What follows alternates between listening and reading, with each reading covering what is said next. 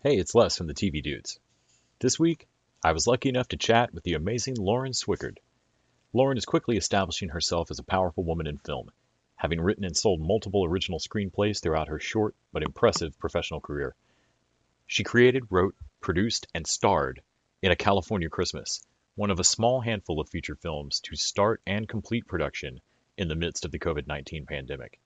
Lauren's most current endeavor is her role as lead writer and producer for Casa Grande, an episodic series she created that is scheduled for distribution in early 2021. The hour-long serial narrative drama follows an ensemble cast through the intertwining lives of various families in the farmland of Northern California. Lauren and I chat about all of that, trying to keep the authenticity in her projects, and much more.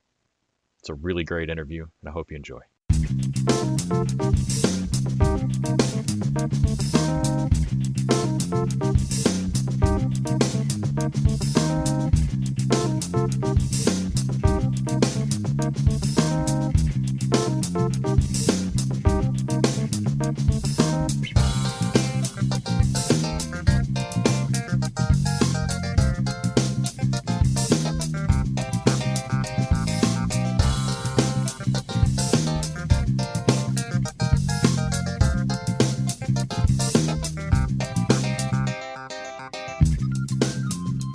Hi, Lauren. Hey, can you hear me okay? I sure can. Great. Thank you so much for making time to do this today. I really appreciate it. Of course. Thank you for having me. Yeah. So I was excited to talk to you. I recently interviewed a couple of people who were cast members on a genre show that was shooting overseas, and they were the first people I had talked to that had just finished principal photography on anything. You know, they were like, no, we just came off set out of the bubble for the first time. You are now the second person I've talked to, but yours is a little different. You did this in the States. Can you talk a bit about, sorry to jump right into it, a bit about A California Christmas and coming up with that, getting it done? What went into that? Yeah. So when the pandemic started in March, as you know, everyone on social media was getting creative and taking the time to, be better and do things that they've been wanting to do for a long time. And so I thought, maybe I should start a new script. And I thought, what would people want to see post-pandemic? They're not going to want drama or anything super scary or sad so I thought a holiday movie would be perfect. And I started pitching it around, and the company who filmed Josh and my husband and I met on a movie called Roped. It's on Netflix right now. Mm-hmm. The same company who filmed Roped liked the California Christmas script that I had written. I wrote this first draft in 3 weeks. They picked it up right away. We ran into pre-production, and we were filming by July. We were actually one of the first productions in the States to film during the pandemic. We call our team Hollywood's guinea pig. Did that? I mean, any indie movie or any small movie, I guess probably any crew on a film, you get a tight bond. Everybody knows it from high school theater too. Of that, we're in this play together. I would assume that having to bubble up and the little additional stress and safety of it, did you feel that added to kind of the production bond of everybody? I love that you're saying this, because most people would think that COVID would put everyone at a distance and everyone would be, a little scared of each other. But actually, we were getting tested every 2 days. So we were all super safe and respectful, though, yes, it did bring us together because we were in the middle of nowhere, Petaluma filming, and we all were staying in the same hotel. So we'd have communal hallway dinners together. I mean, it was actors and crew, producers and crew. It was very, very, we really did become a family. That's great. I just picture this ski trip vibe of like we're all stuck here together. Totally. Did that, you also, I guess your current endeavor is Casa Grande. Yes. And so I wanted to talk about that as well. Yes. Did writing and making your own production for California Christmas, did that help kind of lead into, I'm going to make more of my own projects? Yes. So producing, writing, and starring in California Christmas was the first time that I've ever worn multiple hats, if you will, on a project. And I really enjoyed it. And I made a pact with myself that this is my new career now. I'm going to try to do this as much as I can. So when we were filming California Christmas, we were filming on a large dairy farm in, Petaluma. And they actually are one of the dairy farms that gives cheese to Chipotle. So it was pretty cool, pretty large. But on the property, there were trailers where Hispanic families, Latinx families were living. And we'd come to set in the morning, and they had a lettuce field, and it was a lettuce field and cows, so dairy and produce. And we would get to set in the morning, and they would already be working in the field. And we would leave set after a 12-hour day, and they would still be working.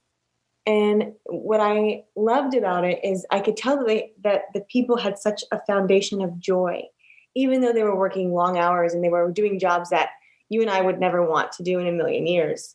They were laughing and smiling, and I never, heard bickering or anything. We were right there up close every day. And I thought it would be a beautiful thing to show the world what I realized while filming there. If it weren't for the Hispanic workforce in America, we would not have the luxury of all the produce in our grocery stores.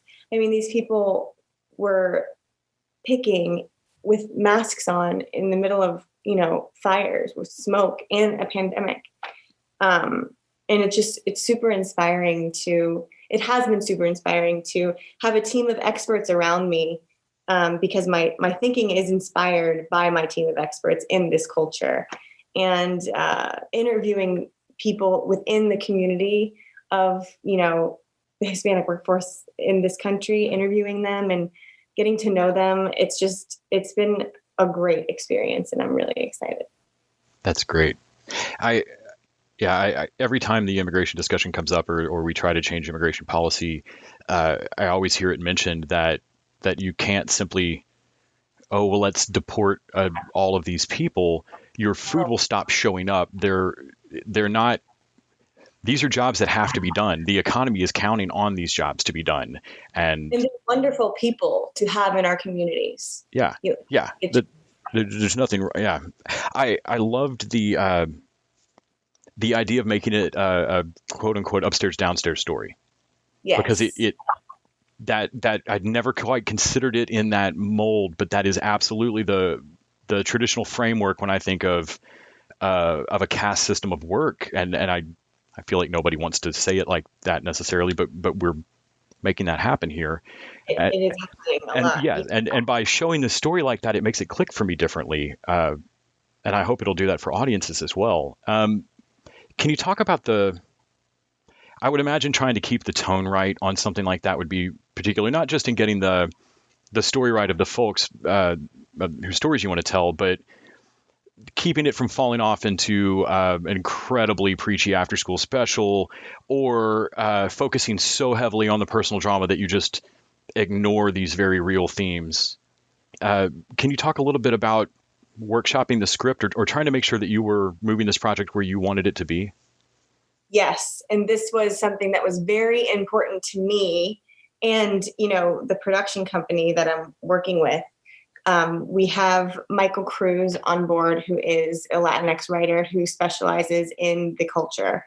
We have 3 or 4 amazing story consultants that are actually, 2 of them are actually involved in the community. And we also have our director. Her name is Gabriella Tagliavini. She is awesome. And she's bringing an authenticity to the voices that we need. And so is the team that I have.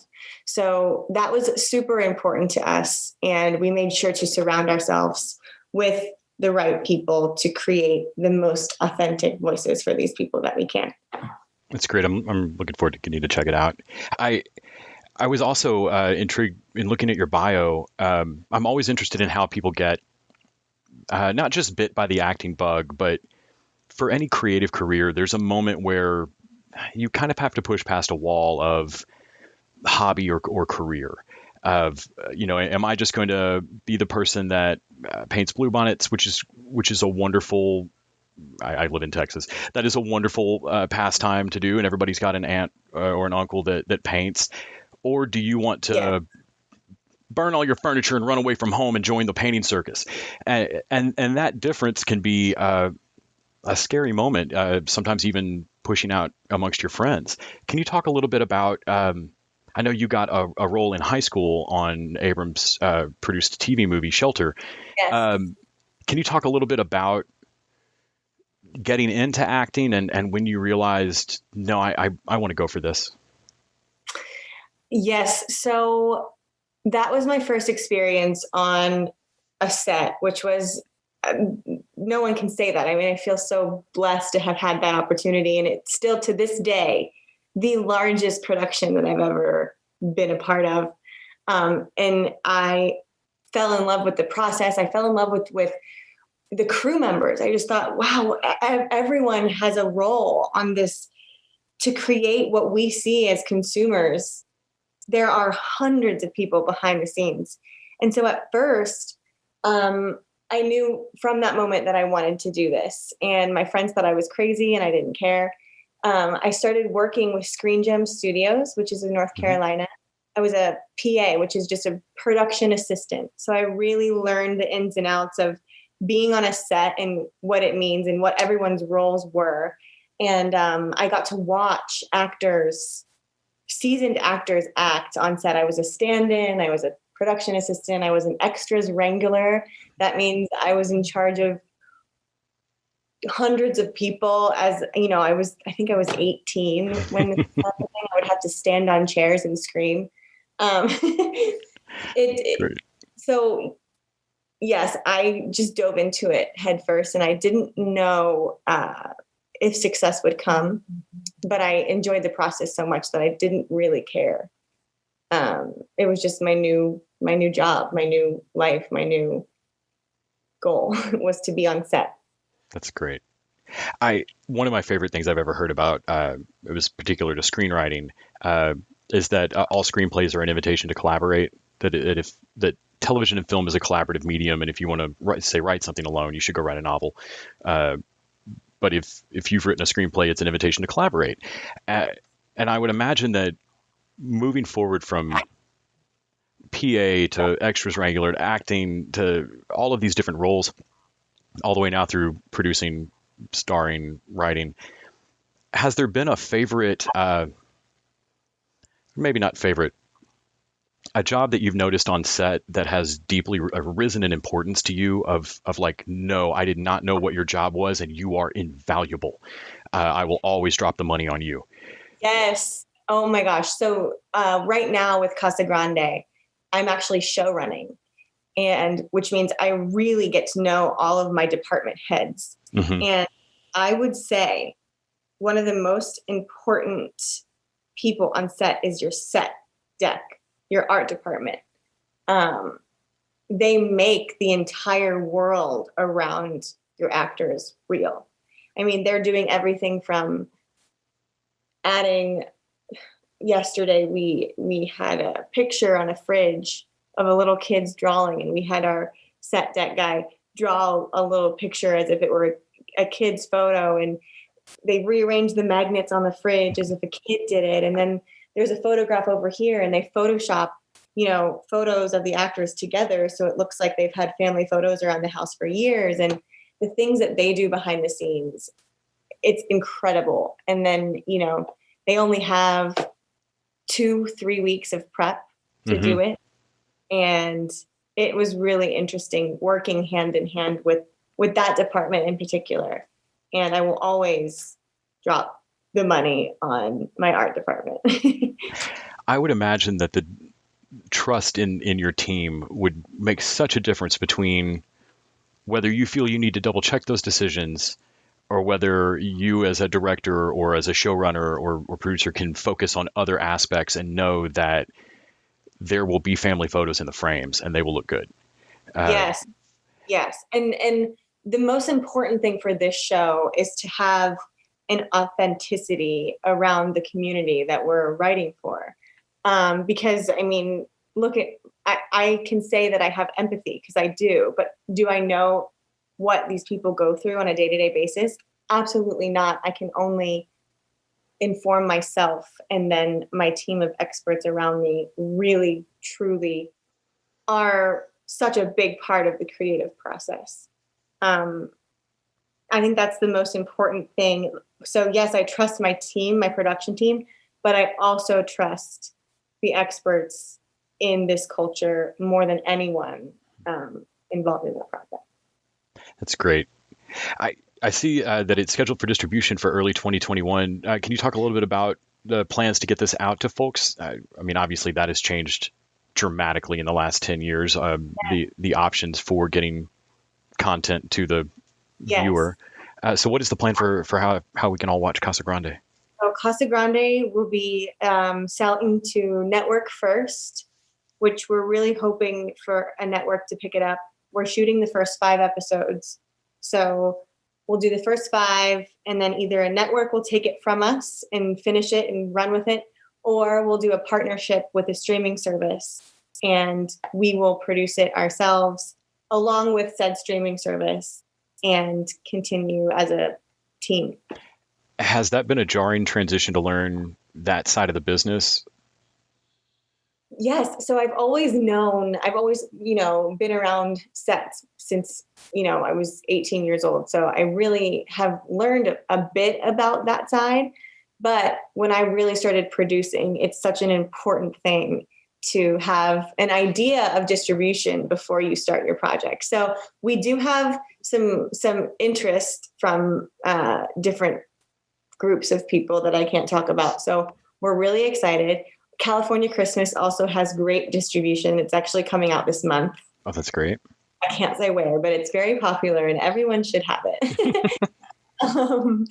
I'll let you know when it comes out. But yes, so learning this process with distribution and getting a show sold and, oh my gosh, getting a show made, it's been very good for me. And I want to thank my whole team for giving me a chance at such a young age to really step into these big, big roles and hit the ground running. And it's a lot of learning as I go. Well, I can't wait to see all of it. And I'm in awe of the tenacity to get this done and be moving on all of this. It's just really impressive. Yeah. And COVID, we're doing it. Everyone's masked up on set. Thank you so much for taking time to talk to me about it. I can't thank you enough. Again, thank you so much for having me. This was great.